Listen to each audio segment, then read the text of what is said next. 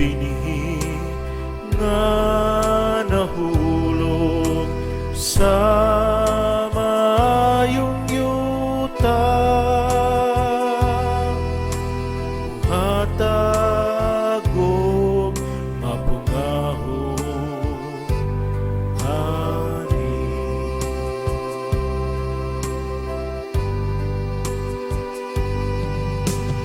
Ang binhi nga nahulog sa mahayong yuta,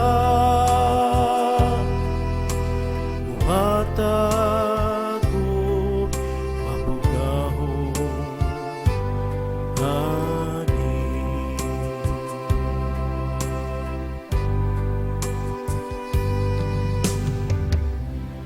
Giduaw nimo ang yuta ug imo kining gibubuan,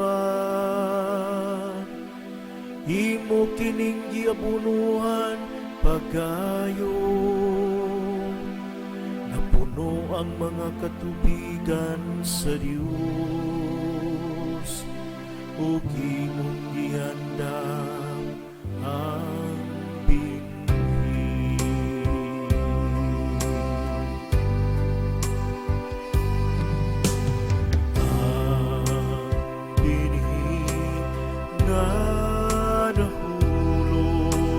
Sa mayong yuta, hatagom mapungahon ani.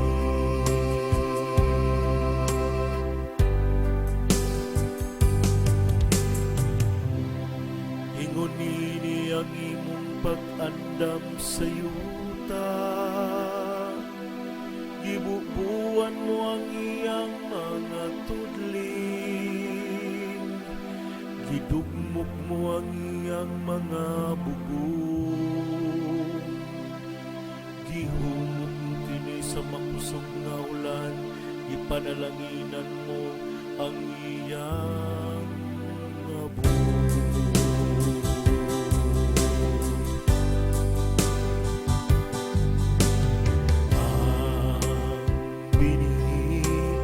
Nga nahulog sa maayong yuta,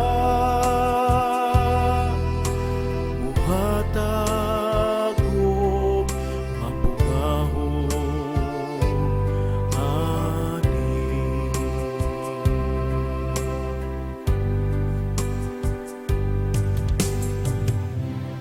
Gipurong-purungan mo ang tuig sa imong manggihatagong kaayo,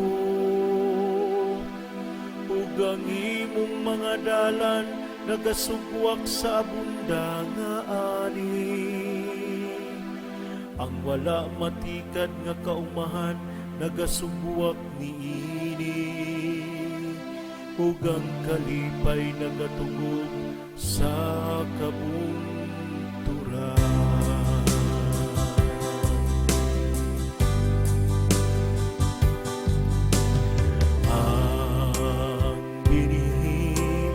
Nga nahulog sa mahayong yuta, hatagom mapungahon ani.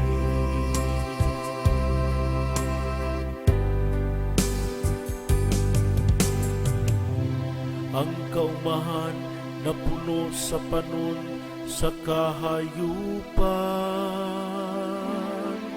ug ang mga lugod gipahabulan sa mga tanong, nagasinggit sila